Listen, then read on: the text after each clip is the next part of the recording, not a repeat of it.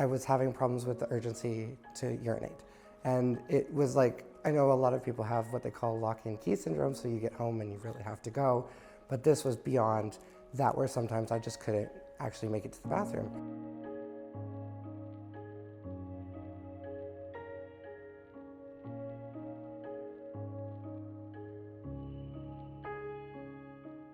My name is Lindsay. I'm a mother of two, a writer.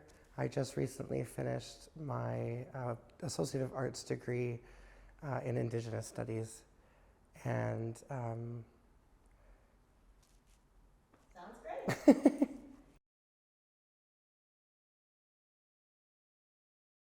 I would say about 38 years old. It's funny because it took a little time to realize that that's what was happening, because it was early, and because I feel like sometimes medical issues that women have are written off and not investigated as thoroughly as they possibly could be. So I started having hormonal sort of imbalances, irregular periods, and migraine headaches came along with that, as well as I had symptoms that would eventually lead us to find that I have ovarian cysts, but it's now 2 years later, so it took a little time.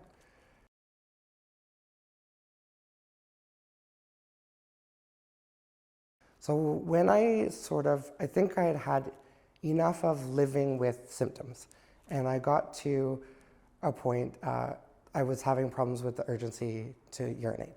And it was like, I know a lot of people have what they call lock and key syndrome, so you get home and you really have to go. But this was beyond that, where sometimes I just couldn't actually make it to the bathroom. And one day I was going to a store and got out of the car, and that was it. There was basically no warning, and it was just, I went, that was it.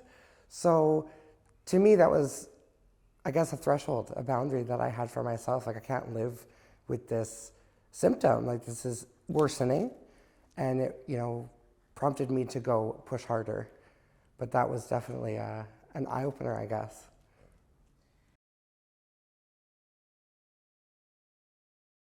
I got some support for sure, but it took until that incident when I went in and really advocated for myself that we did like a scan. We did an internal ultrasound, and that's when they started finding cysts.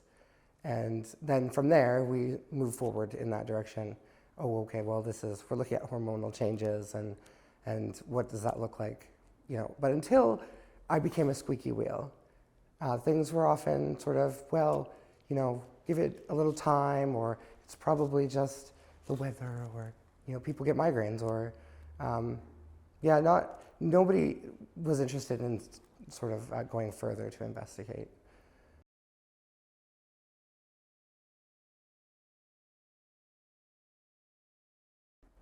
That's what I think. There are other factors. I think women's health is often disregarded. I think if we don't speak up for ourselves, then we do often get pushed, sort of swept under the rug, right? Like, here's my big complaint. If menopause and perimenopause were a man's issue, everything would be solved, right? We would have solutions. We would know what to expect.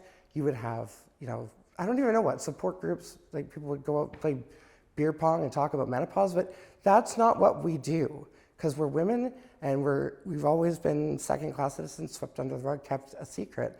And so women's troubles, of course, they're kept secret, right? We don't talk about those things. It's taboo, and I think it should stop being taboo. I don't know if this is totally off topic, but when I had my son, a doctor came in, and when he was addressing us, myself and my husband, he was actually addressing my husband. And he was talking about giving me a C-section and how a lot of this is not baby, some of this is just mummy. And I felt dehumanized, like I wasn't even in the room. That's a birth experience, but it's sort of the same all the way through. When you have concerns even about birth control as a young lady, you're often kind of discouraged, or it's, again, secret. I think it comes down to every part of women's health is second class, is not getting the attention that it needs.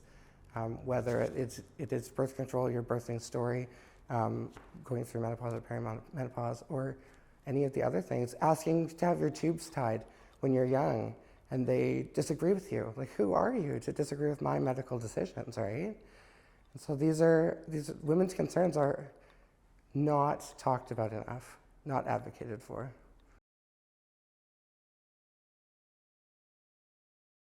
No, I mean, it is in the process of being resolved. I have had 5 internal ultrasound scans in a year to monitor these cysts. One is about 11 centimeters and one is about 5.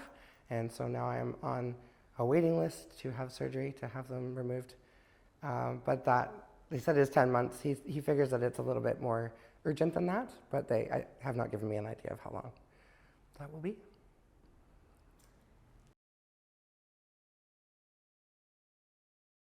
You know, when I was in my late 20s, everybody told me that my 30s would be amazing, and they weren't. And now that I'm going into my 40s, everybody said that your 40s are when you really come into yourself. And I do feel a little bit of an awakening, a little bit of,